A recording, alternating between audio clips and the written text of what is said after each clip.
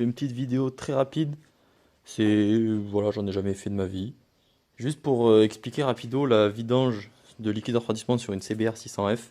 Donc c'est pareil sur les Hornet et donc la PC41.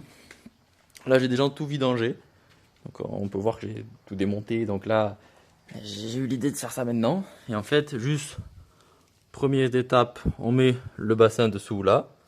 Il y a la petite vis de vidange qui est ici, qui est par là.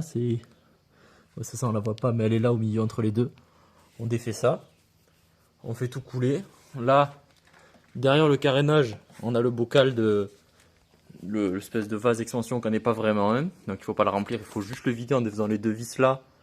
Et comme ça on vide tout dans un petit bocal. C'est plus pratique que de faire la durite et en foutre partout. Voilà. Et après, pour défaire, pour remplir, parce que la question se pose, il n'y a pas de bouchon sur ce radiateur. Et en fait, le bouchon est beaucoup plus haut, il est sous le réservoir. Donc il faut enlever tous les carénages latéraux. Et pour pouvoir ensuite lever le réservoir, enfin on voit pas bien. Il est dessous. Voilà, et j'essaie de faire un plan avec le réservoir levé. Donc pour lever le réservoir, je l'ai levé avec une sangle. Pour mieux voir le bouchon, voilà. Il est là. Et directement pour le remplir, je vous conseille soit de lever plus le réservoir, soit d'y mettre un entonnoir comme ça, qui viendrait dedans. Je viens de le remplir comme ça en fait. Là, la moto elle est chaude.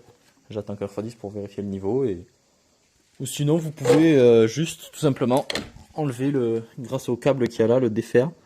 Pour le lever encore plus haut et avoir accès, peut-être le vider à la main si vous n'avez pas d'entonnoir. Voilà. Si, n'oubliez pas de remplir quand même le niveau sur le petit vase.